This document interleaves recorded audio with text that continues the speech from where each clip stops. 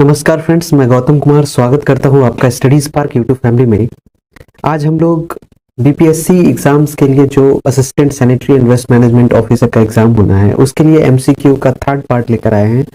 और ये मैंने बहुत सारा रिसर्च किया है, उसके बाद जो आपका सिलेबस है उसके अकॉर्डिंग ये क्वेश्चंस को सिलेक्ट किया है और बहुत सारे ऐसे क्वेश्चंस को इसमें इंक्लूड किया है जो आपके एग्जाम में देखने को मिलेंगे। इससे मिलता जुलता क्वेश्चन आपको एग्जाम में मिलेगा ही मिलेगा, क्योंकि इससे बाहर कुछ नहीं जाने वाला है। और मुझे लगता है कि एमसीक्यू सीरीज को कराते कराते अगर आप बढ़िया से कर लेते हैं तो अप्रोक्सीमेट आपका कोर्स कंप्लीट हो जाएगा। जिस तरह से मैं अभी कंटिन्यू कर रहा हूँ, काफ़ी रिसर्च कर रहा हूँ और क्वेश्चंस का अकॉर्डिंग टू सिलेबस कंपाइलेशन कर रहा हूँ, ये आपको कहीं नहीं मिलेगा देखने को। काफ़ी टाइम लग रहे हैं, एक एमसीक्यू को सिलेक्ट करने में, बनाने में 7 से 8 घंटा लग जा रहा है मुझे क्वेश्चन को बनाने में, क्योंकि मटेरियल्स अवेलेबल नहीं है, सोर्स अवेलेबल नहीं है, तो बहुत ज़्यादा पढ़ना पड़ता है, फिर आपके सिलेबस को देखना पड़ता है, फिर क्वेश्चंस को बनाना पड़ता है, तब जाकर आपको हम ये कंटेंट दे पाते हैं। कंटेंट काफ़ी अच्छा है और ये आपकी तैयारी को बूस्ट करेगा। आप इसे जरूर कीजिए और पूरा जरूर देखिएगा, क्योंकि इस एमसीक्यू में क्वेश्चंस का संख्या अधिक है और लगभग 3 से 4 यूनिट के क्वेश्चंस को हमने इसमें कवर किया है। चलिए शुरू करते हैं फर्स्ट क्वेश्चन से। The municipal solid waste is the term used to describe which kind of solid waste. नगर पालिका ठोस अपशिष्ट शब्द का प्रयोग किस प्रकार के ठोस अपशिष्ट का वर्णन करने के लिए किया जाता है? नगर पालिका ठोस अपशिष्ट, म्युनिसिपल सॉलिड वेस्ट, एमएसडब्ल्यू होता है ना, और फिर आगे एम लगा दीजिए तो हो जाएगा मैनेजमेंट, एमएसडब्ल्यू एम बोल सकते हैं इसको। ये नगर पालिका ठोस अपशिष्ट हिंदी में है, इंग्लिश में हो जाता है एमएसडब्ल्यू, म्युनिसिपल सॉलिड वेस्ट। इस शब्द का प्रयोग किस प्रकार के ठोस अपशिष्ट का वर्णन करने के लिए किया जाता है? ऑप्शन है हजार्डस, दूसरा है टॉक्सिक, तीसरा है नॉन हजार्डस एंड चौथा है नॉन टॉक्सिक। तो इसका आंसर हो जाएगा option number C, non hazardous. Okay, hazardous होता है खतरनाक, नॉन हजार्डस होता है गैर खतरनाक। तो गैर खतरनाक कैटेगरी में एमएसडब्ल्यू और शब्द का जो प्रयोग होता है म्युनिसिपल सॉलिड वेस्ट, इसको रखा गया है। ठीक है, टॉक्सिक विषाक्त हो गया और नॉन टॉक्सिक गैर विषाक्त। आगे इसका एक्सप्लेनेशन दिया हुआ है, आपको देख रहे हैं यहाँ पे। मैंने यहाँ पे ऑप्शन नंबर सी बताया था आपको, आंसर ऑप्शन नंबर सी है। एक्सप्लेनेशन देखिए। Generally the municipal solid waste term is used to describe most of the non hazardous solid waste from a village, town or city that requires a daily collection and transport to a disposal site or to processing। आमतौर पर नगर ठोस अपशिष्ट शब्द का उपयोग गांव, कस्बे या शहर से अधिकांश गैर खतरनाक ठोस कचरे का वर्णन करने के लिए किया जाता है, जिसके लिए दैनिक संग्रह और निपटान स्थल या प्रसंस्करण के लिए परिवहन की आवश्यकता होती है। तो ये म्युनिसिपल सॉलिड वेस्ट के लिए बताया गया है डेफिनेशंस। आप हमारे क्लास को देखिए, वहां पर मैंने बहुत ही डिटेल्स में बताया हुआ है। और हमारे क्लास को एक्सेस करने का मैंने बताया हुआ है कैसे तरीका है। आप गूगल प्ले स्टोर से जाएंगे और वहां से स्टडी पार्क, स्टडीज पार्क है, स्टडी नहीं, studies, STUDIES studies park type कीजिएगा, आपको ऐप मिल जाएगा। ऐप को डाउनलोड कर लीजिएगा और वहां पे हमारा कोर्स है, आप उसे सेलेक्ट कर सकते हैं। और तैयारी, चूंकि अब एग्जाम बहुत नजदीक आ गया है, तो वहां पर आपको बहुत सारा क्विज मिल जाएगा, वीडियोस मिल जाएंगे, पीडीएफ मिल जाएगा, जो आपकी तैयारी में काफी मददगार साबित होंगे। चलिए नेक्स्ट क्वेश्चन पे चलते हैं। यहाँ पे 2 होना चाहिए, 3 हो गया है।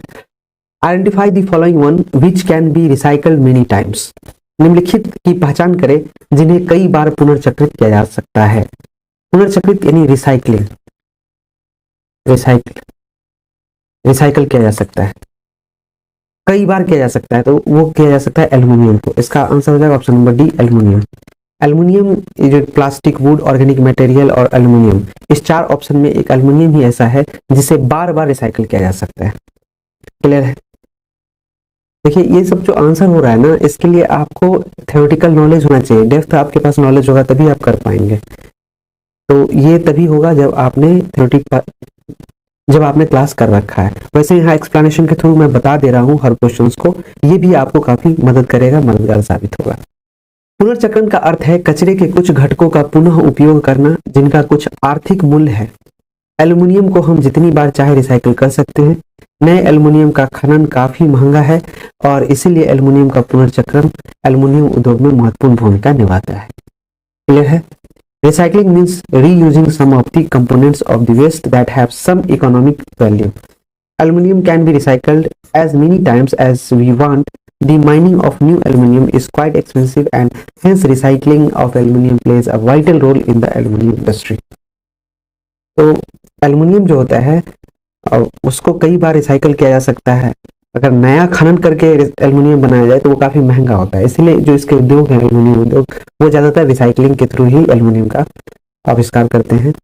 नए एल्युमिनियम का भी होता है बट उसके अपेक्षा सस्ता पड़ता है रिसाइकलिंग, तो उसको ये ज्यादातर अडॉप्ट करते हैं, इसी को ज्यादातर प्रेफर करते हैं। ओके, और रिसाइकलिंग उसी वस्तुओं का किया जाता है जिसका इकोनॉमिक वैल्यू, आर्थिक वैल्यू। ठीक है, यही कहना चाह रहा है ये डेफिनेशन। नेक्स्ट क्वेश्चन है, why do plastic fall under a difficult material to recycle? Plastic recycle के लिए कठिन सामग्री के अंतर्गत क्यों आता है? अब प्लास्टिक का जब रिसाइकलिंग होता है तो इसको कहा जाता है कि ये डिफिकल्ट मटेरियल है, कठिन सामग्री है। ऐसा क्यों कहा जाता है? इसका ऑप्शन दिया गया है, because it is a very hard material, क्योंकि यह बहुत कठोर पदार्थ है। Because plastic is very adhesive in its nature, क्योंकि प्लास्टिक अपनी प्रकृति में बहुत चिपकने वाला है। Because of different types of polymer resin, विभिन्न प्रकार के पॉलीमर रेजिन के कारण ये कठिन सामग्री है। Because of the different size of plastic, plastic के विभिन्न आकारों के कारण। अब आपको इसमें से बताना है कि कौन सा ऑप्शन सही होगा। तो ऑप्शन नंबर सी हमारा करेक्ट होगा, because of different types of polymer resin. विभिन्न प्रकार के पॉलीमर रेजिन के कारण जो होता है इसे डिफिकल्ट मटेरियल की कैटेगरी में रखा गया है प्लास्टिक को। एक्सप्लेनेशन देख लीजिए। Plastic is a very difficult material to recycle due to various or mixed types of polymer resin in their production. Since each plastic type has a distinct chemical composition, different plastic materials cannot be recycled together. Plastic उनके उत्पादन में विभिन्न या मिश्रित प्रकार के बहुलक resin के कारण रिसाइकल करने के लिए एक बहुत ही कठिन सामग्री है। क्योंकि प्रत्येक प्लास्टिक प्रकार की एक अलग रासायनिक संरचना होती है, इसलिए विभिन्न प्लास्टिक सामग्री को एक साथ पुनर्नवीनीकरण नहीं किया जा सकता है। तो प्लास्टिक जो होता है उसको रिसाइकल करने में काफी कठिनाई इसलिए भी होती है क्योंकि वो मिक्स टाइप के पॉलीमर रेजिन होता है उसमें। क्लियर है? इसलिए इसको डिफिकल्ट मटेरियल की कैटेगरी में रखा गया है। Question number 5, how does an organic material decompose in the buried solid waste? Option number A, by the action of microorganisms, by the action of oxidation, by the soil particles, by the flow of water. एक कार्बनिक पदार्थ दफन ठोस अपशिष्ट में कैसे विघटित होता है? सूक्ष्म जीवों की क्रिया द्वारा, ऑक्सीकरण की क्रिया से, मिट्टी के कणों द्वारा, जल के प्रवाह। तो इसका आंसर हो जाएगा सूक्ष्म जीवों की क्रिया द्वारा। क्लियर है? एक कार्बनिक पदार्थ दफन ठोस अपशिष्ट में सूक्ष्म जीवों की क्रिया द्वारा विघटित होता है। By the action of microorganism, organic material decompose in the buried solid waste. Clear? यहाँ पे explanation दिया गया है। The organic material will decompose in the buried solid waste due to the action of microorganism. At first, the waste aerobically decomposes until the oxygen present in the freshly placed fill is used up by the aerobic microorganism. सूक्ष्म जीवों की क्रिया के कारण दबे हुए ठोस कचरे में कार्बनिक पदार्थ विघटित हो जाएंगे। सबसे पहले अपशिष्ट एरोबिक रूप से तब तक विघटित होता है जब तक कि ताजा रखे गए भराव में मौजूद ऑक्सीजन का उपयोग एरोबिक सूक्ष्म जीवों द्वारा नहीं किया जाता है। क्लियर है? Question number 6, what is called for the method of burning municipal solid waste in a properly designed furnace under operating conditions and suitable temperature? Operating परिस्थितियों और उपयुक्त तापमान के तहत उचित रूप से डिजाइन किए गए फर्नेस में नगरपालिका ठोस अपशिष्ट को जलाने की विधि के लिए क्या कहा जाता है? Option landfill, recycling, vermi composting, incineration. Option D इसका आंसर हो जाएगा इंसिनरेशन, भस्मीकरण बोलते हैं इसको। एक्सप्लेनेशन देख लीजिए। Incineration is a chemical process in which the flammable fraction of garbage is mixed with oxygen and discharge into the environment as carbon dioxide and water. For incineration, the right temperature and operational conditions are required. भस्मीकरण एक रासायनिक प्रक्रिया है जिसमें कचरे के ज्वलनशील अंश को ऑक्सीजन के साथ मिलाया जाता है और कार्बन डाइऑक्साइड और पानी के रूप में पर्यावरण में छोड़ा जाता है। भस्मीकरण के लिए सही तापमान और परिचालन स्थितियों की आवश्यकता होती है। यहाँ पे जो इंसिनरेशन प्रोसेस होता है वो एक केमिकल प्रोसेस है, रासायनिक प्रक्रिया है, जिसमें क्या होता है कि कचरे के ज्वलनशील अंश को ऑक्सीजन के साथ मिलाया जाता है और कार्बन डाइऑक्साइड और पानी के रूप में पर्यावरण में छोड़ा जाता है। तो वाटर एंड CO2 के रूप में इसको छोड़ा जाता है ताकि एनवायरनमेंट को ज्यादा नुकसान ना पहुंचाए। भस्मीकरण के सही तापमान और परिचालन स्थितियों की आवश्यकता होती है। जो इंसिनरेशन होता है ना, उसमें टेम्परेचर जो होता है वो सही होना चाहिए, तभी जाकर ये प्रोसेस कंप्लीट होती है। Why is recycled paper banned for uses in food containers? Because paper is used only on time, because it creates contamination, because the paper is very thick and it cannot cover the food containers, because it creates a lot of space. यहाँ पे question कहता है कि खाद्य कंटेनरों में उपयोग के लिए पुनर्नवीनीकरण कागज को प्रतिबंधित क्यों किया गया है? तो इसका आंसर हो जाएगा क्योंकि यह संदूषण पैदा करता है। Because it creates contamination. Recycled paper banned for uses in food containers because it creates contamination is the right answer. अब नेक्स्ट इसका एक्सप्लेनेशन देख लीजिए। To avoid contamination, recycled paper is not allowed to be used in food containers. Raw paper pulp is frequently less expensive to carry than scrap papers. संदूषण से बचने के लिए खाद्य कंटेनरों में पुनर्नवीनीकरण कागज का उपयोग करने की अनुमति नहीं है। स्क्रैप पेपर की तुलना में कच्चे पेपर पल्प को ले जाना अक्सर कम खर्चीला होता है। ये आपने एक्सप्लेनेशन देखा। Question number 8, identify the waste that are known as the municipal solid waste from the following. निम्नलिखित में से उन अपशिष्टों की पहचान करें जिन्हें नगर ठोस अपशिष्ट MSW के रूप में जाना जाता है। आपको पहचानना ऑप्शन है wood pieces, plastic cans, food wastage, all of the above. तो ये all of the above answer हो जाएगा इसका। Wood pieces, plastic cans and food waste, इन सब को MSW वेस्ट के रूप में जाना जाता है, नगर ठोस अपशिष्ट के रूप में जाना जाता है। इसका भी क्लास हमने पूरा डिटेल्स में कराया है यूनिट 3। तो जिसने भी हमारा क्लास किया यूनिट 3 हमारे 25 कोर्स में, उनको ये पता होगा, ये क्वेश्चन आराम से वो कर लेंगे। यहाँ पे एक्सप्लेनेशन देख लीजिए। Terrace or rubbish is made up of ordinary goods such as product packaging, grass clipping, furniture, clothing, bottles, food scraps, newspapers, appliances, paint, and batteries that we use and then discard. This is found in our homes, schools, hospitals, and workplace. Trace and कूड़ा करकट सामान की packaging, घास की कतरन, furniture, कपड़े, बोतल, खाने के स्क्रैप, समाचार पत्र, उपकरण, पेंट और बैटरी जैसे साधारण सामानों से बना होता है जिसका हम उपयोग करते हैं और फिर त्याग देते हैं। यह हमारे स्कूलों, घरों, अस्पतालों और कार्यस्थलों में पाया जाता है और ये MSW है, म्युनिसिपल सॉलिड वेस्ट है। नेक्स्ट है the waste burning is not an acceptable practice of solid waste management because dash. अपशिष्ट जलना ठोस अपशिष्ट प्रबंधन की स्वीकार प्रथा नहीं है क्योंकि it required a lot of space, इसके लिए बहुत जगह की आवश्यकता होती है। इट रिक्वायर्ड मॉडर्न टेक्नोलॉजीज, इसके लिए आधुनिक तकनीकों की आवश्यकता होती है। It causes several environmental issues, यह कई पर्यावरणीय मुद्दों का कारण बनता है और यह बहुत महंगा है। It is very costly. तो इसका जो आंसर होगा ऑप्शन नंबर सी होगा, यह कई पर्यावरणीय मुद्दों का कारण बनता है। It causes several environmental issues. The waste burning is not an acceptable practice of solid waste management because it causes several environmental issues.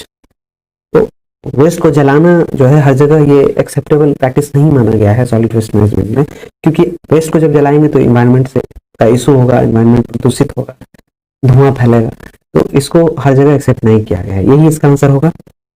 Explanation देख लीजिए। Burning rubbish is not an acceptable practice because it produces a lot of pollution and is hazardous to both the environment and creatures from an environmental and health standpoint.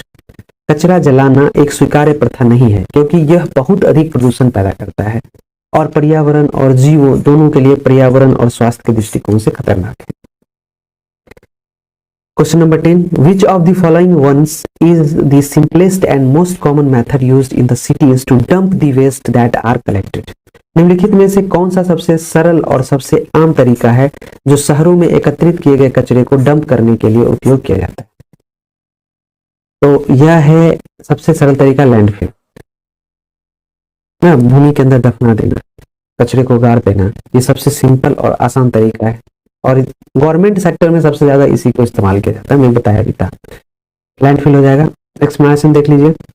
The most widely utilized form of trash disposal today is to dump everyday waste garbage in landfills.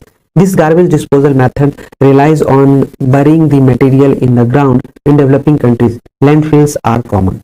आज कचरा निपटान का सबसे व्यापक रूप से उपयोग किया जाने वाला रूप दैनिक कचरा को लैंडफिल में डंप करना है। यह कचरा निपटान विधि जमीन में सामग्री को दफनाने पर निर्भर करती है। विकासशील देशों में लैंडफिल आम है। जो डेवलपिंग कंट्री जैसे हमारा प्यारा भारत है, तो यहाँ पे कचरे के निपटान के लिए ज्यादा बजट नहीं होता है, उसके लिए ज्यादा तकनीक का इस्तेमाल नहीं किया जाता है, सबसे कम खर्च किया जाता है, तो उसमें सबसे आसान है, कम खर्चीला है लैंडफिल। तो यहाँ पे विकासशील देश क्या करते हैं कि लैंडफिल प्रोसेस को ज्यादातर अपनाते हैं क्योंकि कम खर्चीला है और इस यहाँ पे आसानी से कचरे का निपटान हो जाता है। सीधा उठो जमीन के अंदर गाड़ दो। वहीं अगर पैरालाइसिस की प्रक्रिया हो या इंसिनरेशन की हो तो उसके लिए तो आपको संयंत्र टेक्निक का यूज करना पड़ेगा, संयंत्र लगाना पड़ेगा, तब जाकर आप कर सकते हैं ना। तो ये ठीक नहीं है डेवलपिंग कंट्री के लिए, इतना खर्चा कहाँ से लाएगा। तो विकासशील देश में सबसे अधिक जो होता है लैंडफिल का उपयोग किया जाता है, ये याद रखना। Number 11, when the matter present inside the sanitary landfill break down, which of the following gas generates? जब सैनिटरी लैंडफिल के अंदर मौजूद पदार्थ टूट जाता है तो निम्न में से कौन सी गैस उत्पन्न होती है? तो यह होती है मीथेन गैस उत्पन्न। ऑप्शन है methane, nitrogen, hydrogen, all of the above. Answer होगा methane. When the matter present inside the sanitary landfill break down, which of the following gas generates? Methane gas generates होता है। जब sanitary landfill के अंदर मौजूदा पदार्थ टूट जाता है तो मीथेन गैस का निर्माण करता है, वो मीथेन गैस उत्पन्न होने लगता है। एक्सप्लेनेशन है, landfill gas is a mix of methane and carbon dioxide. Landfill gas होता है वो किस चीज का मिक्सअप होता है? मीथेन और कार्बन डाइऑक्साइड का। With a few other trace elements throw in for good measures, it is form naturally as organic matter decomposes in landfills. Clear है? देखिए, केमिस्ट्री का बहुत बड़ा रोल है आपके सिलेबस में और मेरा यह रिक्वेस्ट है आप लोगों से कि केमिस्ट्री को अच्छे से कर लीजिएगा, ऑर्गेनिक इनऑर्गेनिक दोनों पोर्शन को, क्योंकि कुछ केमिकल रिएक्शंस पूछे जा सकते हैं, कुछ फॉर्मूलाज पूछे जा सकते हैं।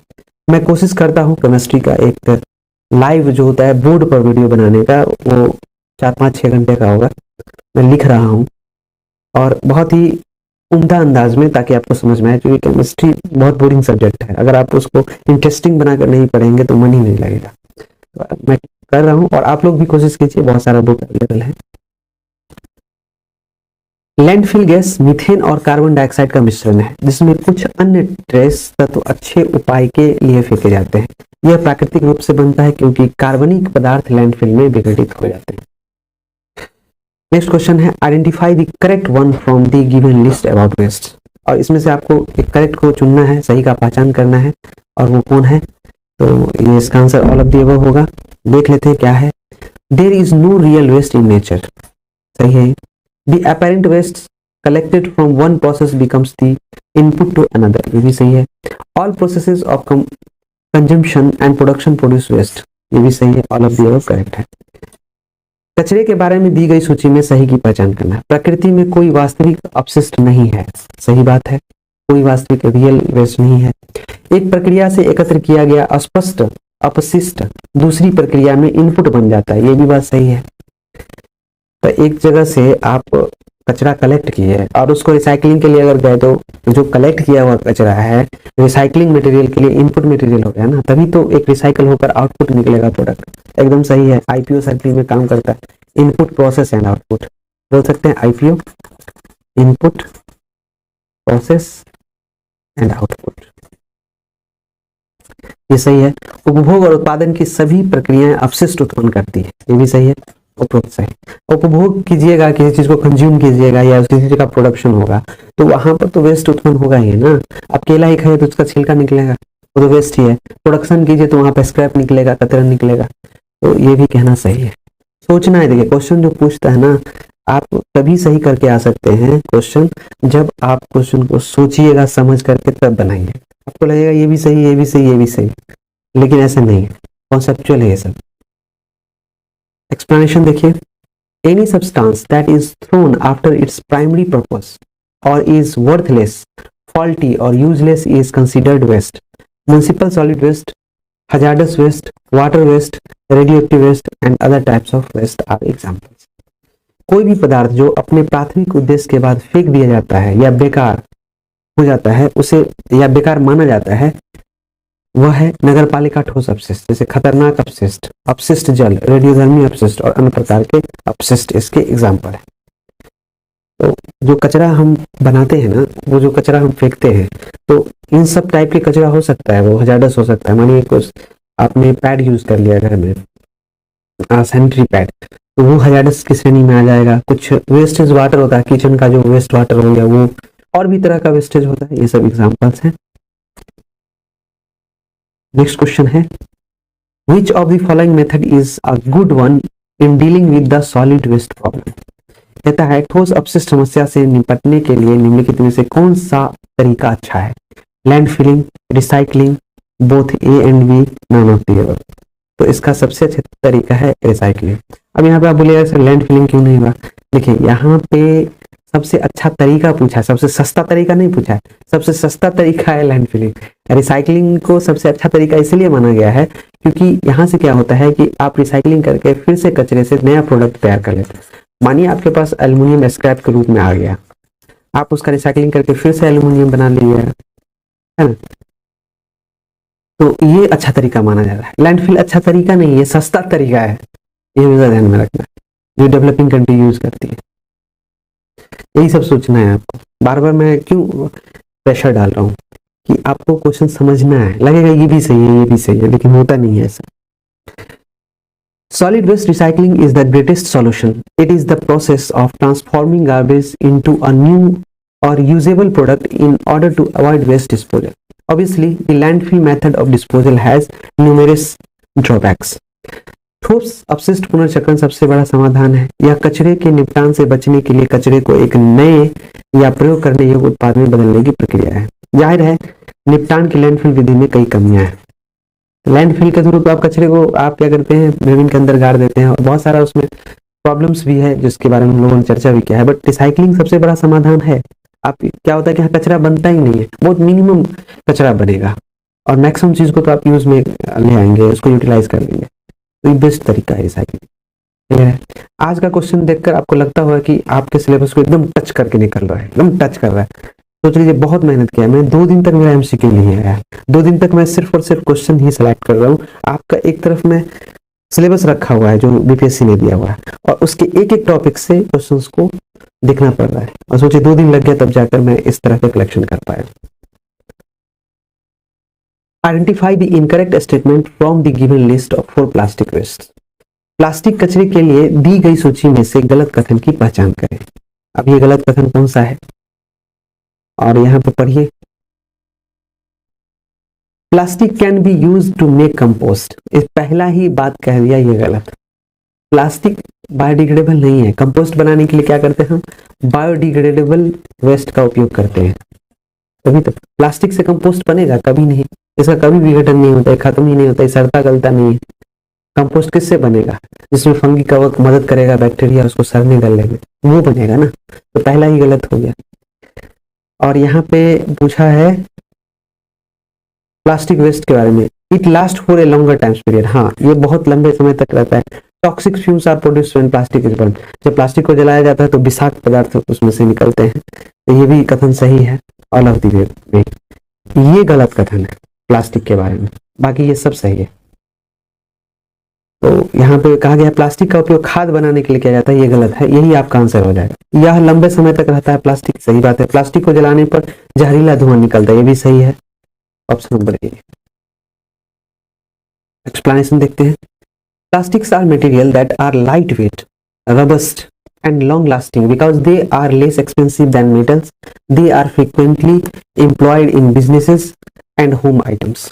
They can be molded into many forms and sizes as well as various colors and so appear appealing. Plastics are non-biodegradable because decomposers cannot break them down. Earthworms, microbes etc. ये कह रहा है कि plastic ऐसे पदार्थ हैं जो हल्के, मजबूत और लंबे समय तक चलने वाले होते हैं क्योंकि वे धातुओं की तुलना में कम महंगे हैं। वे अक्सर व्यवसायों और घरेलू वस्तुओं में कार्यरत होते हैं। उन्हें कई रूपों में, आकारों के साथ साथ विभिन्न रंगों में ढाला जा सकता है और इसीलिए आकर्षक लगते हैं। प्लास्टिक गैर बायोडिग्रेडेबल है क्योंकि डिकम्पोज नहीं किया जा सकता उन्हें। प्लास्टिक को पहले भी मैंने बताया, केचुआ, रोगाणु, फंजी, कवक वगैरह का यूज नहीं यहाँ पे हो सकता है, ये इसे सड़ा गला नहीं सकते, तो ये चीज यहाँ पे सही है। From the below statements which one features zero waste management, ये कहता है नीचे दिए कथनों में से शून्य अपशिष्ट प्रबंधन किसमें है। Which one features zero waste management, separate collection of each kind सही है, separation of garbage at the source ये भी सही है, involvement of the community in all activities ये सही है, all of the above is the correct answer, सभी सही है इसका। प्रत्येक प्रकार का अलग संग्रह, देखिए जीरो वेस्ट मैनेजमेंट ZWM, शून्य अपशिष्ट प्रबंधन किसमें होगा, जब प्रत्येक प्रकार का अलग तरह से आप क्या करेंगे, वेस्ट का स्टोरेज करेंगे और कचरे का जो सोर्स है वहीं पर अलग कर देंगे उसको। सभी गतिविधियों में समुदाय की भागीदारी होगी, जितने भी कचरा के कलेक्शन हो रहे हैं उसमें कम्युनिटी पार्टिसिपेट करेंगी, तभी ये जीरो वेस्ट मैनेजमेंट किया जाना संभव है।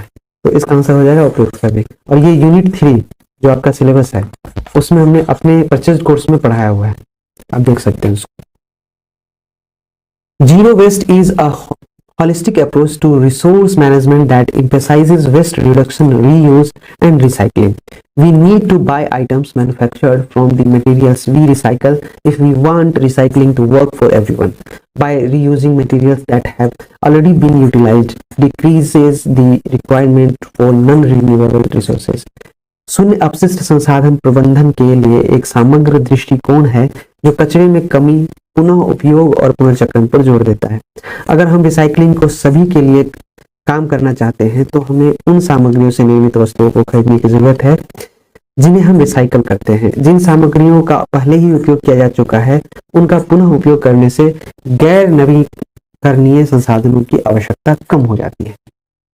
यह है जीरो वेस्ट मैनेजमेंट का definition explanation. Question number 16, which gas can be produced from landfill waste from the followings.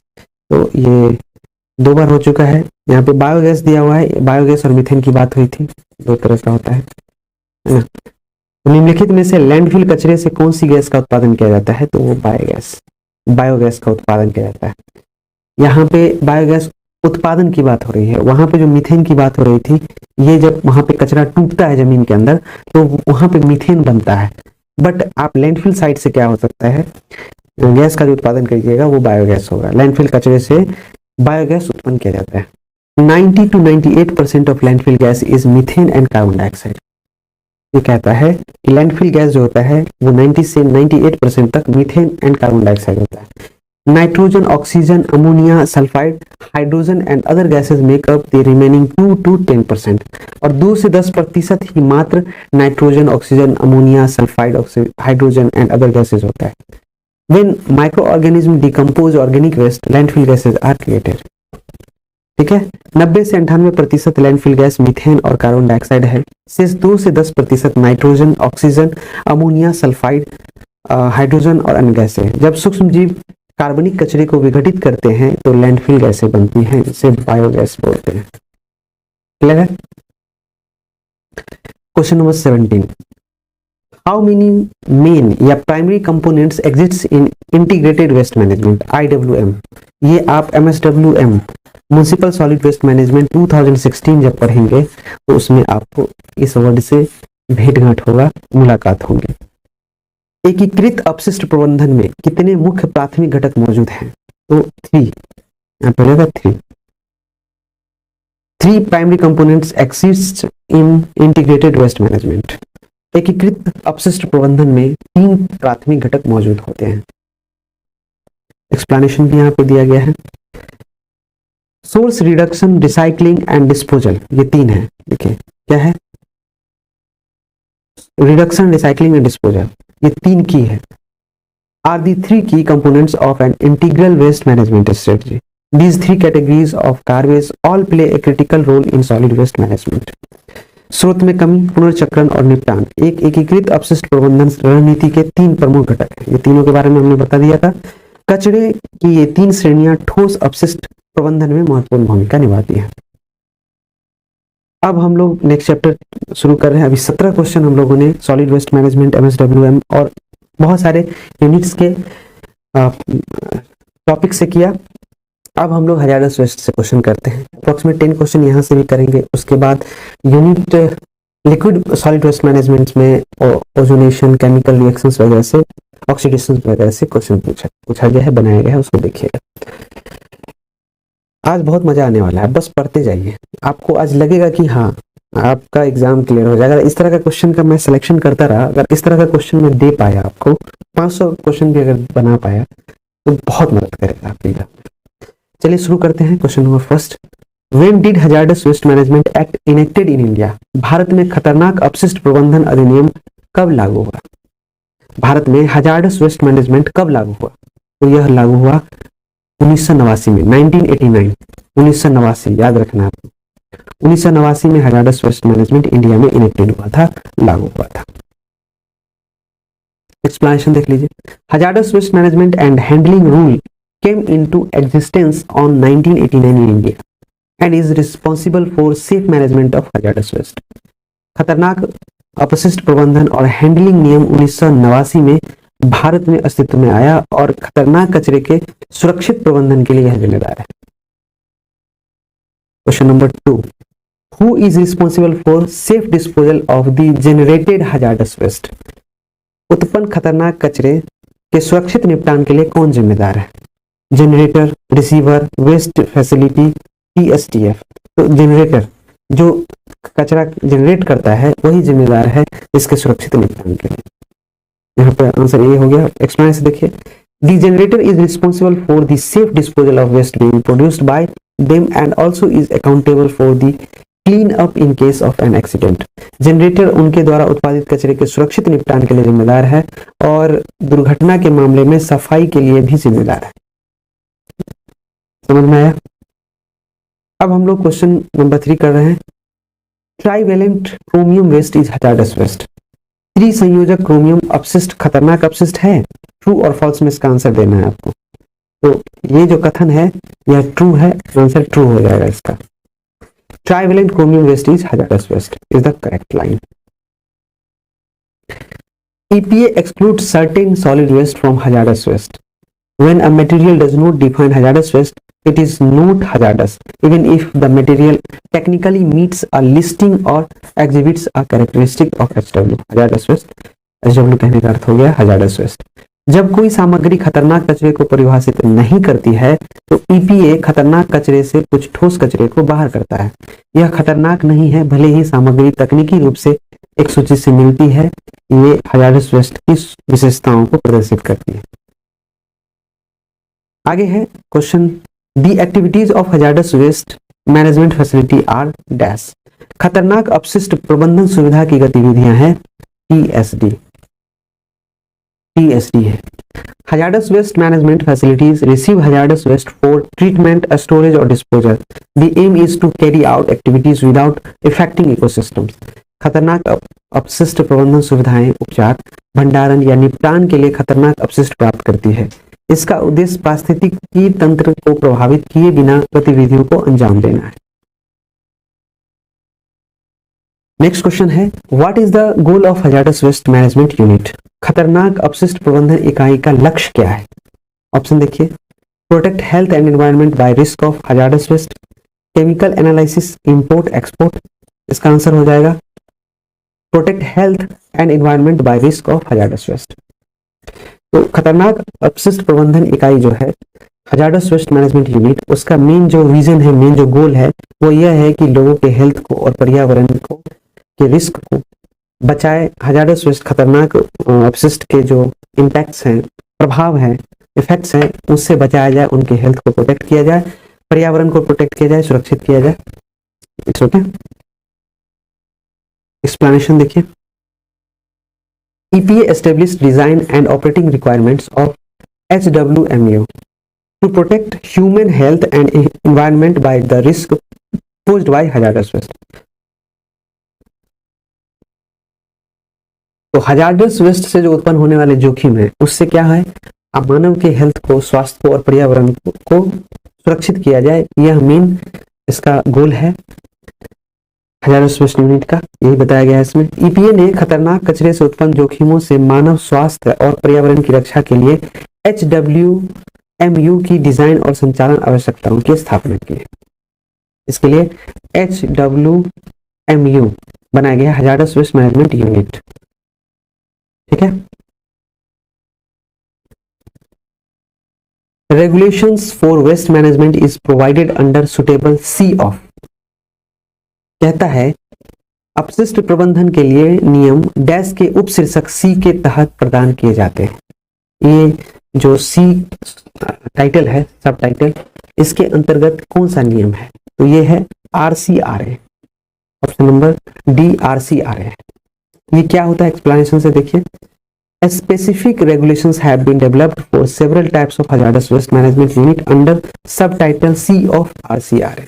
RCRA का सबटाइटल C जो है उस उपशीर्षक के तहत कई प्रकार के खतरनाक अपशिष्ट प्रबंधन इकाइयों के लिए विशिष्ट नियम विकसित किए गए, बहुत सारा रूल बनाया गया है hazardous waste के लिए। ओके, RCRA के सबटाइटल C के अंतर्गत। Landfills are engineered for liquid waste, landfill तरल कचरे के लिए इंजीनियर किया गया है, ये फॉल्स है। यहाँ पे सॉलिड वेस्ट, ठोस वेस्ट को दफनाया जाता है, तरल को नहीं, क्लियर है, तो ये फॉल्स हो जाएगा। Landfills are design for solid hazardous waste which meets all the criteria for disposal on landfills, landfill को ठोस खतरनाक कचरे के लिए डिजाइन किया गया है जो लैंडफिल पर निपटान के सभी मानदंडों को पूरा करता है, उसी को दफनाया जाता है लैंडफिल के अंतर्गत। जो लैंडफिल का रूल बनाया गया है कि इस प्रोसेस के थ्रू लैंडफिल किया जाएगा या ऐसे कचरे को ही दफनाया जाएगा जमीन के अंदर, उस मानदंड को जो कचरा पूरा करता है उसी में को लैंडफिल किया जाता है, बाकी को नहीं। कभी भी लिक्विड वेस्ट को लैंडफिल के थ्रू नहीं किया जाएगा डिस्पोज, याद रखना है।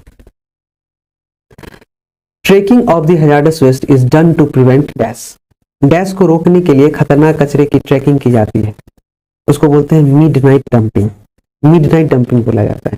एक्सप्लेनेशन देखिए, tracking of hazardous waste is done to prevent illegal dumping and abandoning of the waste which will be meaned to public, खतरनाक कचरे की ट्रैकिंग, अवैध डंपिंग और कचरे को छोड़ने से रोकने के लिए की जाती है जो जनता के लिए खतरा होगा।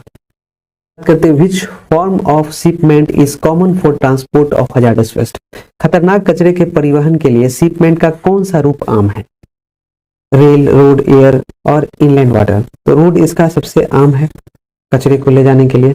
आपने कभी रेल पे देखा है, हवाई जहाज में देखा है या पानी के अंदर देखा है आपने, नहीं।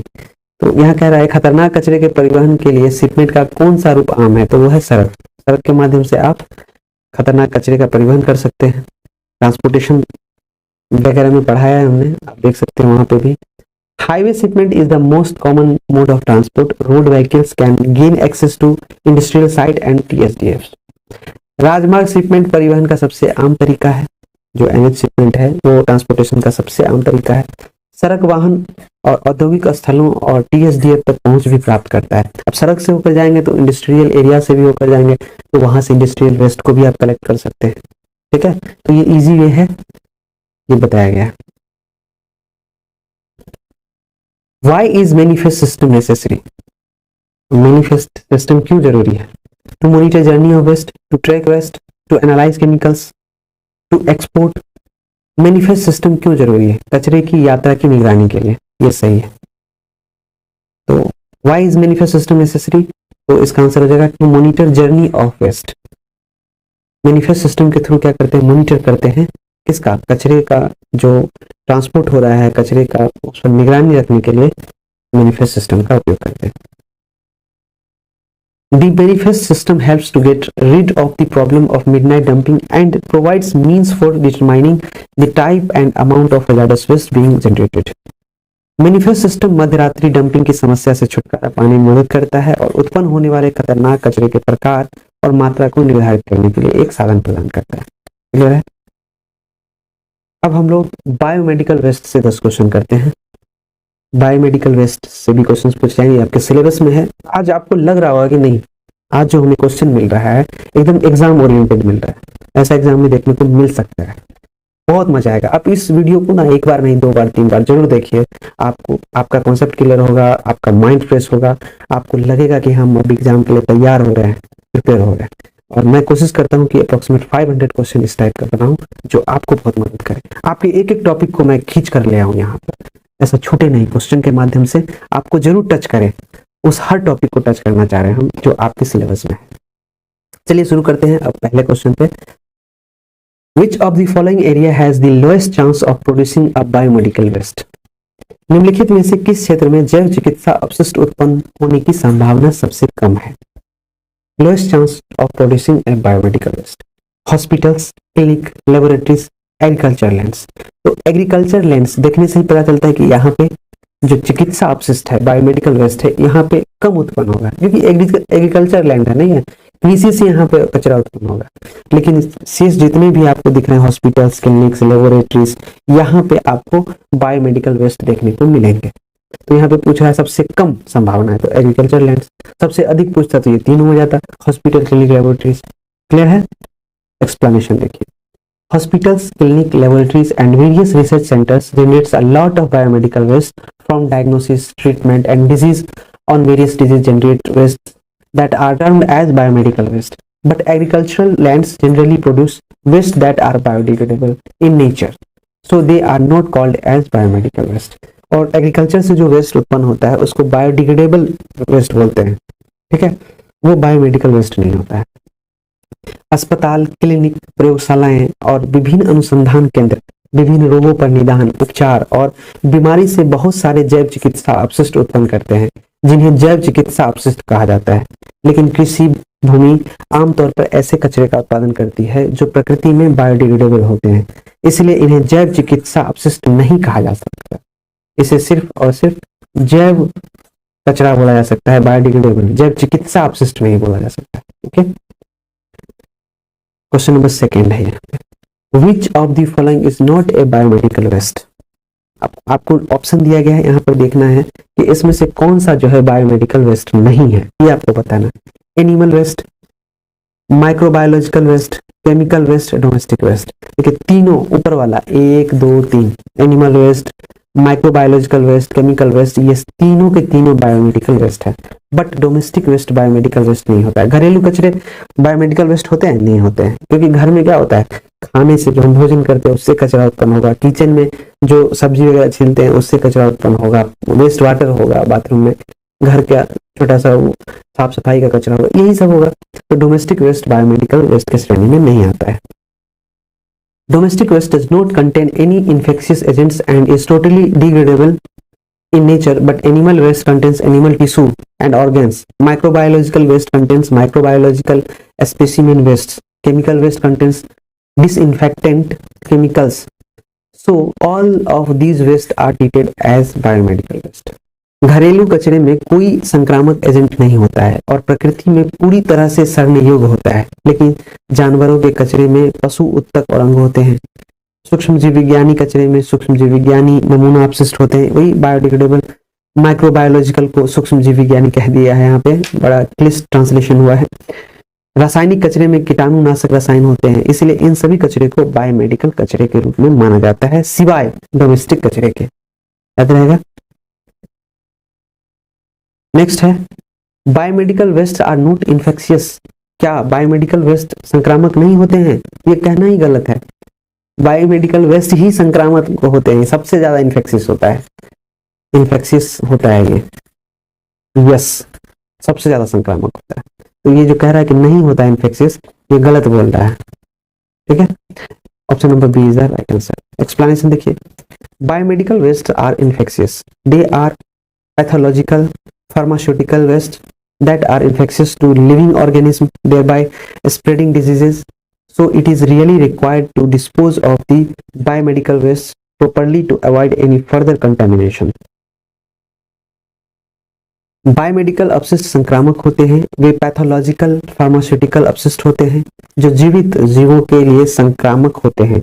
जिससे बीमारियां फैलती हैं। इसलिए आगे किसी भी संदूषण से बचने के लिए बायोमेडिकल कचरे का उचित निपटान करना वास्तव में आवश्यक है। क्लियर है? Which of the following is categorized as an incineration waste? यहाँ पे बोला गया है कि निम्नलिखित में से किसे भस्मीकरण अपशिष्ट के रूप में वर्गीकृत किया गया है। ऑप्शन नंबर फर्स्ट है incineration ash, animal waste, solid waste, cytotoxic drugs. तो भस्म राख, पशु अपशिष्ट, ठोस अपशिष्ट, साइटोटॉक्सिक दवाएं, इसमें से भस्म राख इंसिनरेशन एसेस जो है इसको कैटेगराइज किया है इंसिनरेशन वेस्ट के रूप में। तो जो भस्मीकरण से उत्पन्न होगा वो क्या होगा? राख ही। जलाने से क्या बनेगा? आप कचरे को जलाएंगे तो क्या बनेगा उससे? राख।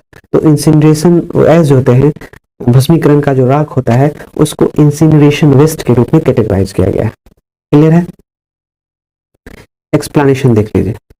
Incineration as comes from any biomedical waste that is being incinerated and ignited and burned to dispose of the biomedical waste. This prevents further contamination, but this also creates incineration ash, which has the potential of causing a disease, and hence its treatment is very necessary for the public health. Whereas animal waste contains animal tissues and organs, solid waste can be any waste from the hospitals or lab like cotton, blood tubing, catheters, etc. And cytotoxic drugs are used and old expired medicines. भस्मीकरण राख किसी भी biomedical कचरे से आता है जिसे biomedical कचरे के निपटान के लिए जलाया जा रहा है। जब भस्मीकरण होता है वो बायोमेडिकल कचरे को जलाकर होता है। तो यह आगे क्या होता है? संदूषण को रोकता है, लेकिन यह भस्मीकरण राख भी बनाता है। अब देखिए, जो बायोमेडिकल वेस्ट है उसको जलाइएगा, वो खत्म तो हो जाएगा, लेकिन साथ ही साथ क्या होगा? जलाने के बाद वो राख के रूप में आपको मिलेगा कचरा। और ये राख जो होता है, जो जलाने के बाद बनता है, इसमें भी बीमारी पैदा करने की क्षमता होती है। सोच लीजिए, इंसिनरेशन के थ्रू बायोमेडिकल वेस्ट का डिस्पोजल किया गया भस्मीकरण के थ्रू, और जब वो जलाया गया तो एक राख बना, और वो राख हम सोच रहे हैं कि खत्म हो गया कचरा, मतलब उतना नुकसानदेह नहीं है। ऐसी बात नहीं है। बायोमेडिकल कचरा जो होता है उसको जलाने के बाद जो गैस बनते, जो राख बनता है, वो भी बहुत खतरनाक होता है और उसमें बीमारी पैदा करने की क्षमता होती है। इसलिए सार्वजनिक स्वास्थ्य के लिए इसका उपचार बहुत आवश्यक होता है। जबकि पशु अपशिष्ट में पशु उत्तक और अंग होते हैं। ठोस अपशिष्ट किसी भी अपशिष्ट का हो सकता है, अस्पतालों या प्रयोगशालाओं जैसे कपास, रक्त ट्यूबिंग, कैथेटर आदि, और साइटोटॉक्सिक दवाओं का उपयोग किया जाता है। और पुरानी समाप्त हो चुकी दवाएं वगैरह भी बायोमेडिकल वेस्ट के अंतर्गत आता है, और जिसका डिस्पोजल इंसिनरेशन के थ्रू होता है और इससे राख बनता है। ये इन डेप्थ बताया गया है आपको एक्सप्लेनेशन के थ्रू, ध्यान रखना है। Which of the following should not be mixed with other wastes to avoid contamination? Dairy residue, oily sludge, animal waste, vegetable oil. कहता है क्वेश्चन, संदूषण से बचने के लिए निम्नलिखित में से किसे अन्य कचरे के साथ नहीं मिलाया जाना चाहिए? डेयरी अपशिष्ट, तैलीय कीचड़, पशु अपशिष्ट, वनस्पति तेल। तो पशु अपशिष्ट जो है इसको किसी भी दूसरे कचरे के साथ कभी नहीं मिलाया जाना चाहिए, क्योंकि ये जो अपशिष्ट होता है यह बायोमेडिकल वेस्ट की श्रेणी में आता है और ये खतरनाक है। ठीक है, तो क्वेश्चन का डिमांड यही था। क्वेश्चन ये कह रहा है which of the following should not be mixed with other wastes to avoid contamination? तो एनिमल वेस्ट को किसी दूसरे वेस्ट के साथ नहीं मिलाना चाहिए, संदूषण से बचने के लिए ऐसा किया जाता है। Animal waste is a type of biomedical waste that contains animal tissues and organs, and it is not safe for contamination with other waste as they are infectious. Dairy residue, oily sludge are hazardous waste of petrochemical processes, which should be handled correctly and disposed of carefully without causing any damage to the environment. But it certainly is not infectious. Vegetable oil does not pose any threat as its kitchen waste and domestic waste are biodegradable. Clear है? जो option दिया गया था उसके बारे में चर्चा कर रहा है कि ये सारे जो होते हैं ये बायोडिग्रेडेबल वेस्ट के अकॉर्डिंग उतना हानिकारक नहीं होते, इन्फेक्शियस नहीं होते हैं। ठीक है, यहाँ पे बोला भी गया है पशु अपशिष्ट एक प्रकार का जैव चिकित्सा अपशिष्ट है जिसमें पशु उत्तक और अंग होते हैं, और यह अन्य अपशिष्टों के साथ दूषित होने के लिए सुरक्षित नहीं है क्योंकि ये संक्रामक है। जो एनिमल का वेस्ट है ना वो संक्रामक होते हैं। बाकी जो 3 ऑप्शन आपका दिया गया था, डेयरी अवशेष, तैलीय कीचड़, पेट्रोकेमिकल प्रक्रिया, ये इन्फेक्शियस नहीं है, लेकिन ये खतरनाक कचरा है जिन्हें पर्यावरण को कोई नुकसान पहुंचाए बिना सही ढंग से संभाला जाना चाहिए और सावधानी से निपटाया जाना चाहिए। लेकिन यह निश्चित रूप से संक्रामक नहीं, ये क्या है, इन्फेक्शियस है। Biomedical waste, animal wastage, but ये तीनों क्या है, इन्फेक्शियस नहीं है, लेकिन खतरनाक हैजार्डस की श्रेणी में आते हैं, खतरनाक वेस्ट की श्रेणी में आते हैं, जिसके लिए प्रोसेस है जिसको आप सही तरीके से निपटान कीजिए उसका। वनस्पति तेल से कोई खतरा नहीं होता है क्योंकि यह रसोई घर का कचरा है और इसे घरेलू कचरा भी कहा जाता है जो कि बायोडिग्रेडेबल है। ठीक है, नेक्स्ट क्वेश्चन है, which of the following is not a waste treatment method for biomedical waste. निम्नलिखित में से कौन जैव चिकित्सा अपशिष्ट के लिए अपशिष्ट उपचार पद्धति नहीं है। इसमें से कौन सा है जो बायोमेडिकल वेस्ट के ट्रीटमेंट के लिए उपयोग नहीं किया जाता है, उस बायोमेडिकल वेस्ट के डिस्पोजल के लिए ये विधि अपनाया नहीं गया है, ये देखना है आपको। इंसिनरेशन, बायोमेडिकल वेस्ट के निपटान के लिए, डिस्पोजल के लिए इंसिनरेशन का उपयोग किया जाता है, सही है। केमिकल डिसइंफेक्टिंग, इसका भी उपयोग किया जाता है। ऑटोक्लेविंग का भी किया जाता है। सीविंग का नहीं किया, सीविंग का हिंदी होता है छलनी, इसका उपयोग नहीं किया जाता है, इसका आंसर हो जाएगा ये। भस्मीकरण, रासायनिक कीटाणु शोधन और ऑटोक्लेविंग, ये तीनों उपचार बायोमेडिकल वेस्ट मतलब जैव चिकित्सा अपशिष्ट के निपटान के लिए किया जाता है। करेक्ट है। एक्सप्लेनेशन देखिए, sieving is a physical method of separation of bigger molecules and it cannot be used in a waste treatment method, whereas incineration, chemical disinfecting, autoclaving, encapsulation are the methods used for waste treatment of biomedical wastes. छलनी बड़े अणुओं को अलग करने की एक भौतिक विधि है और इसका उपयोग अपशिष्ट उपचार पद्धति में नहीं किया जा सकता है, जबकि जैव चिकित्सा अपशिष्ट के अपशिष्ट उपचार के लिए उपयोग की जाने वाली विधियां भस्मीकरण, रासायनिक कीटाणु शोधन और ऑटोक्लेविंग, इनकैप्सुलेशन वगैरह है। एक मजा आ रहा है ना। चलिए मजेदार क्वेश्चन के साथ शुरू करते हैं। विच of the following requires a special treatment of bacteria. निम्नलिखित में से किसे बैक्टीरिया के विशेष उपचार की आवश्यकता होती है। Packaging of waste, labelling of waste, transport of waste, degradation of waste. तो स्पेशल ट्रीटमेंट जो होता है बैक्टीरिया के लिए वो होता है डिग्रेडेशन ऑफ वेस्ट। ठीक है, यहाँ पे आंसर दिया गया है, निम्नलिखित में से किसी बैक्टीरिया के विशेष उपचार की आवश्यकता होती है, तो कचरे का क्षरण, उसके लिए ये जरूरी होता है degradation of waste.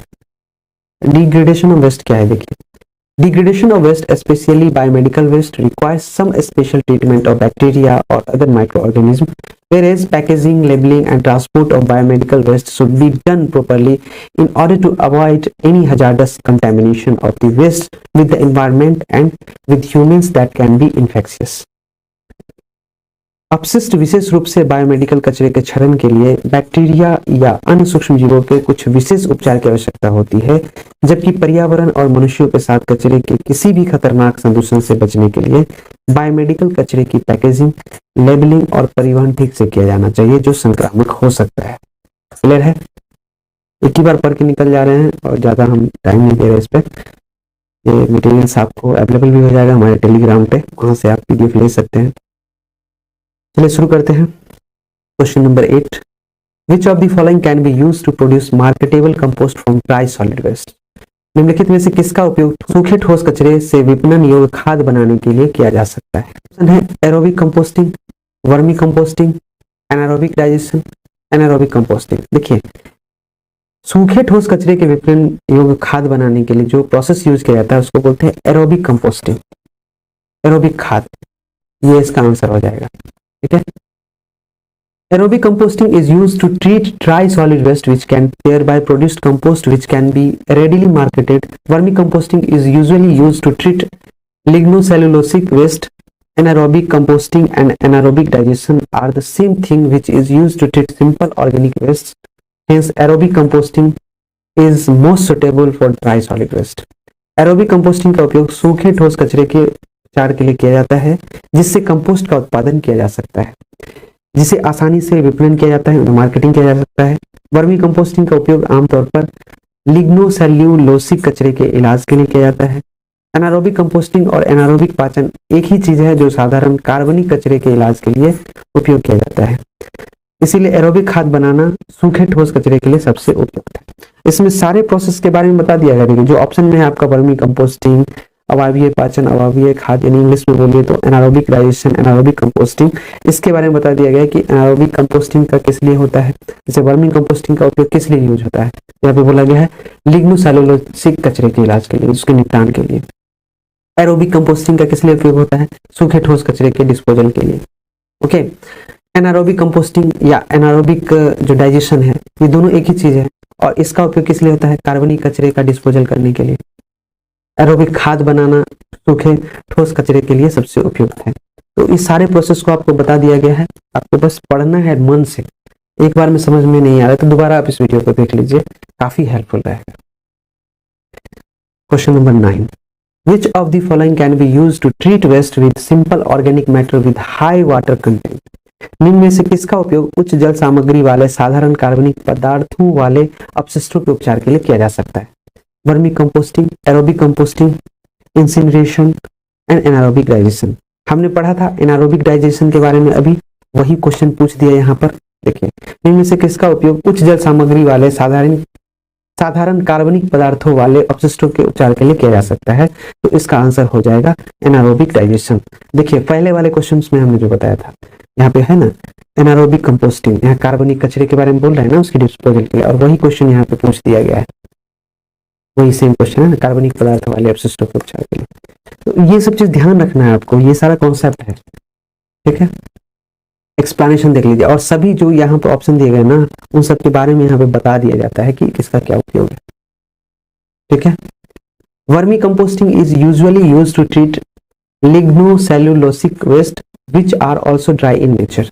Vermi composting इससे पहले भी हम लोगों ने बात किया था, यहाँ पर देखिए वर्मी कंपोस्टिंग का उपयोग क्या है, लिग्नोसेल्यूलोसिक कचरे के इलाज के लिए किया जाता है, बात हुई थी। अब वहाँ यहाँ पर भी वही चीज है, उसके बारे में बोल दिया गया।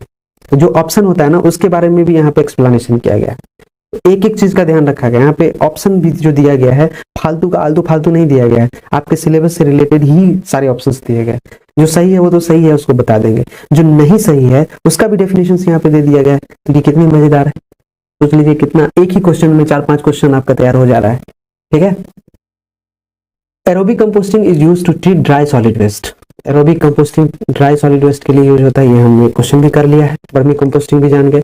Incineration is method to treat waste by burning, और जलाने के लिए इंसिनरेशन मेथड होता है, that is heat. Anaerobic digestion is used to treat waste with simple organic matter and with high water content which thereby degrades it and produce better marketable compost. Vermicomposting का उपयोग आमतौर पर lignocellulosic कचरे के उपचार के लिए किया जाता है, जो प्रकृति में भी शुष्क होते हैं। एरोबिक खाद का उपयोग सूखे ठोस कचरे के उपचार के लिए किया जाता है। भस्मीकरण अपशिष्ट को जलाने यानी गर्मी से इलाज करने की विधि है, ये जलाकर किया जाता है, incineration.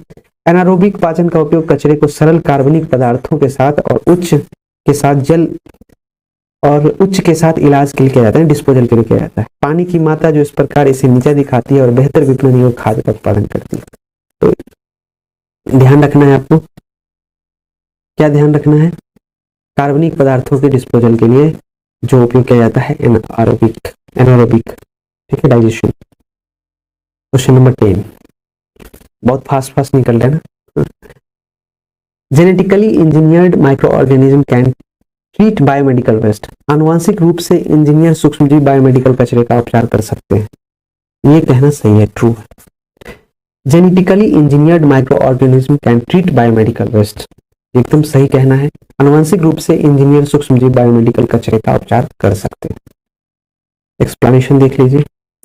Genetically engineered microorganism can be used to treat biomedical waste as it gives a new biomedical approach to treat the waste which poses a great threat to the human health.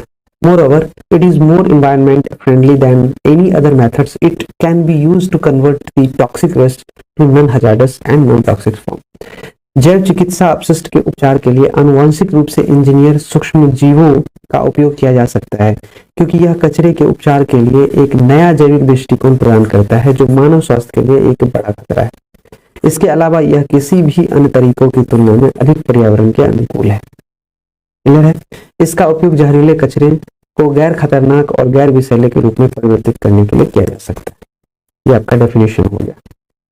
अब हम लोग आते हैं एक main topic जिसके बारे में बहुत कम आपको वीडियोस मिलेंगे यूट्यूब पे, और ये काफ़ी क्रिटिकल है। इसमें बहुत टाइम लगा था मुझे ऑक्सीडेशन के लिए, जो ओजोनिफिकेशन है, ऑक्सीडेशन है, क्लोरिनिफिकेशन वगैरह है। और हम लोग शुरू करते हैं एक तरह से क्रैश कोर्स की तरह ही, ठीक है।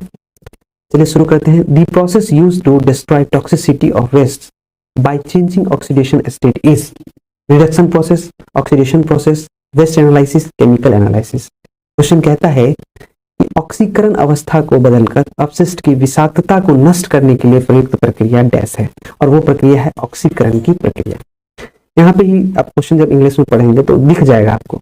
दी process use to destroy toxicity, विषाक्तता मतलब जहरीला जो चीज होता है उसको खत्म करने के लिए, वेस्ट के अंदर से जहरीला विषाक्तता को खत्म करने के लिए क्या किया जाता है? Waste by changing oxidation state is oxidation process. तो ऑक्सीडेशन प्रोसेस के थ्रू क्या किया जाता है? ऑक्सीकरण अवस्था को बदलकर अपशिष्ट की विषाक्तता को नष्ट करने की एक प्रयुक्त प्रक्रिया है, जिसको ऑक्सीडेशन प्रोसेस बोलते हैं, ऑक्सीकरण प्रक्रिया बोलते हैं। एक्सप्लेनेशन देखिए। Oxidation process is used to reduce और destroy the toxicity of waste by changing its state of oxidation. ऑक्सीकरण प्रक्रिया का उपयोग कचरे के ऑक्सीकरण अवस्था को बदलकर उसकी विषाक्तता को कम करने या नष्ट करने के लिए किया जाता है। तो हमेशा ध्यान रखना है कि जो ऑक्सीडेशन प्रोसेस होता है, इसके थ्रू कचरा से क्या करते हैं? जहरीला पदार्थ को खत्म करते हैं, नष्ट करते हैं, ठीक है। Which of the following solutions can be treated by reduction or oxidation process? निम्नलिखित में से किस विलयन का उपचार अपचयन या ऑक्सीकरण प्रक्रिया द्वारा किया जा सकता है?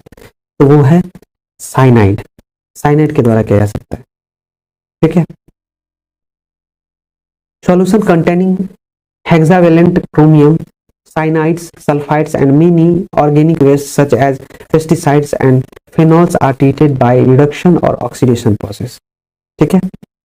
अब होता क्या है देखिए आप, हेक्सावेलेंट क्रोमियम, साइनाइड, सल्फाइड और कई कार्बनिक अपशिष्ट जैसे कि कीटनाशक और फिनोल युक्त घरेलू का उपचार अपचयन या ऑक्सीकरण प्रक्रिया द्वारा किया जाता है, ठीक है।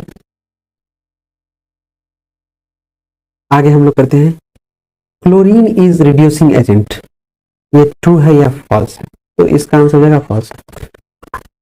Chlorine is not a reducing agent. Chlorine, sodium, calcium, hypochloride, ozone, hydrogen peroxide and potassium permanganate are common oxidising agents. ये ऑक्सीडाइजिंग एजेंट है।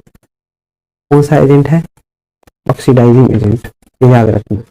और ये सब चीज है, मैं केमिस्ट्री भी पढ़ाऊंगा आप लोगों को, मुझे लगता है कि बहुत जरूरी है, 2-3 दिन में क्लास ले आते हैं, ठीक है।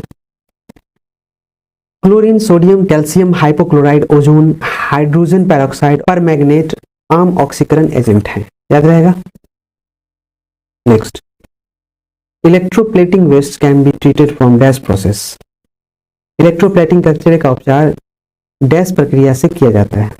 हाइड्रोलाइसिस, ये गलत है। न्यूट्रलाइजेशन गलत है। केमिकल प्रिसिपिटेशन, ये गलत है। Oxidation and reduction, oxidation and reduction हम लोग चैप्टर पढ़ रहे हैं और उसी से ये क्वेश्चन है, तो हमेशा ध्यान रखना है कि जहाँ पे ऑक्सीडेशन एंड रिडक्शन होगा मोस्टली वही आंसर होगा, बट हमें समझना है। यहाँ पे तो लग रहा है कि हम ये चैप्टर पढ़ रहे हैं तो उससे क्वेश्चन है, बट जब हम एग्जाम में होंगे तो वहाँ पे हमें बोल के थोड़ी ना बताएगा कि हम इस चैप्टर से क्वेश्चन पूछ रहे हैं, हमें पता होना चाहिए। तो electroplating waste can be treated from oxidation and reduction process. Electroplating कचरे का उपचार किस प्रक्रिया से किया जाता है? ऑक्सीकरण और कमी की प्रक्रिया से किया जाता है। एक्सप्लेनेशन है, साइनाइड्स फ्रॉम इलेक्ट्रोप्लेटिंग और case hardening steel are commonly treated from oxidation and reduction process. Electroplating या केस हार्डनिंग स्टील से साइनाइड को आमतौर पर ऑक्सीकरण और कमी प्रक्रिया से उपचारित किया जाता है। Which among the following is cheapest oxidising agent? निम्नलिखित में से कौन सबसे सस्ता ऑक्सीकरण अभिकर्मक है? वो है sodium hypochloride. Sodium hypochloride the cheapest oxidising agent, ठीक है। Electroplating waste can be treated by sodium और calcium hypochloride which are cheap and easily available. Electroplating कचरे का उपचार सोडियम या कैल्शियम हाइपोक्लोराइड द्वारा किया जा सकता है, जो सस्ते और आसानी से उपलब्ध होते हैं। Next, oxidation avoids harmful side reactions. ऑक्सीकरण हानिकारक पक्ष प्रतिक्रियाओं से बचा जाता है, एकदम सही बोल रहा है, true. Oxidation avoids harmful side reactions, एकदम सही है। Organic compounds such as phenols, mercaptons, and benzidines can be oxidized. Oxidation avoids harmful side reactions. For instance, it prevents formation of chlorophenols. Phenol, mercaptan, benzidine जैसे कार्बनिक यौगिकों को ऑक्सीकृत किया जा सकता है। ऑक्सीकरण हानिकारक साइड प्रतिक्रियाओं से बचाता है। उदाहरण के लिए यह क्लोरोफेनॉल के गठन को रोकता है। ठीक है। Question number 7, which among the following is the commonest waste treated by reduction? निम्नलिखित में से कौन सा सबसे सामान्य अपशिष्ट है जिसका उपचार अपचयन द्वारा किया जाता है?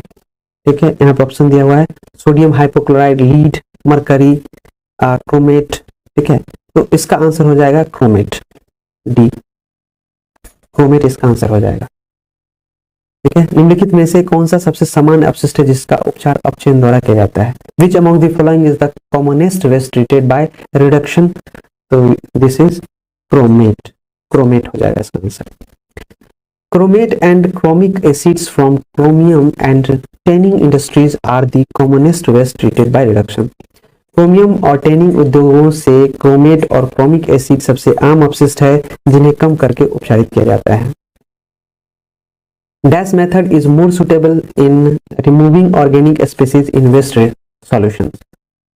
अपशिष्ट समाधान में कार्बनिक प्रजातियों को हटाने के लिए डैश विधि अधिक उपयुक्त है। वो hydrolysis process, oxidation reduction, waste analysis, chemical analysis, इनमें से कौन सा हो जाएगा आंसर इसका? इसका आंसर हो जाएगा ऑक्सीडेशन रिडक्शन। ठीक है, oxidation reduction method is more suitable in removing organic species in waste solution. ठीक है, ऑक्सीकरण में कमी, अपशिष्ट समाधान में कार्बनिक प्रजातियों को हटाने के लिए ऑक्सीकरण में कमी विधि की अधिक उपयुक्त होती है। ऑक्सीडेशन एंड रिडक्शन प्रोसेस जो है ये अधिक उपयुक्त है। Oxidation and reduction method is more suitable in removing organic species in waste solution, break down metal complexes and remove certain metal from solutions. अपशिष्ट समाधान में कार्बनिक प्रजातियों को हटाने, धातु परिसरों को तोड़ने और कुछ धातु को समाधान से निकालने के लिए ऑक्सीकरण और कमी विधि अधिक उपयुक्त है। Question number 9, second last question है ये। The most common applications of chemical reduction is reduction of gas. रासायनिक कमी का सबसे आम अनुप्रयोग डैश की कमी है। हो जाएगा क्रोमियम 4 टू क्रोमियम 3। ठीक है, क्रोमियम 4 टू क्रोमियम 3 जो होता है ये रासायनिक कमी का सबसे आम अनुप्रयोग है। The hexavalent chromium ion from tannery and chromium plating waste is converted to trivalent chromium by applying chemical reduction. Tannery और क्रोमियम चढ़ाना कचरे से हेक्सावेलेंट क्रोमियम आयन रासायनिक कमी को लागू करके हीटेंट क्रोमियम में परिवर्तित हो जाता है। क्वेश्चन नंबर, ये लास्ट क्वेश्चन है, question number 10। When fluid is heated the current set up में causes mixing of fluids, such heat transfer is known as. जब द्रव्य को गर्म किया जाता है तो स्थापित धाराएं द्रव्य के मिश्रण का कारण बन सकती है। इस तरह के गर्मी हस्तांतरण के रूप को जाना जाता है नेचुरल कन्वेक्शन को। ठीक है, प्राकृतिक संवहन को। When fluid is heated, the current set up may cause mix of all fluid. Such heat transfer is known as natural convection. जब द्रव को गर्म किया जाता है तो स्थापित धाराएं द्रव के मिश्रण का कारण बन सकती है। इस तरह के गर्मी हस्तांतरण के रूप में जाने जाने वाले को कहते हैं प्राकृतिक संवहन। प्राकृतिक संवहन, नेचुरल कन्वेक्शन। ठीक है, थैंक्स फ्रेंड्स। यहाँ पे हमारा MCQ 3 कंप्लीट हुआ। मिलते हैं MCQ 4 में। अगर आपको और भी कुछ डिटेल्स चाहिए, हमारा कोर्स चाहिए, तो आप हमें व्हाट्सएप कर सकते हैं इस नंबर पे। अगर आप क्विज लगाना चाहते हैं, PDF चाहिए, हमारा क्लास देखना चाहते हैं वीडियोस, तो स्टडी स्पार्क गूगल ऐप जो है गूगल प्ले स्टोर से डाउनलोड कर सकते हैं स्टडी स्पार्क। हमारा वेबसाइट भी है studyspark.in, यहाँ पे आप विजिट कर सकते हैं। तो ये आपके लिए फायदेमंद होगा। अगर ये वीडियो आपको अच्छा लगा है, काफ़ी इन्फॉर्मेटिव लगा है, तो आप इसे लाइक करें, शेयर करें दोस्तों के बीच। अगर आप हमारे चैनल पर नए हैं तो प्लीज़ सब्सक्राइब कर लें। Thank you, bye bye.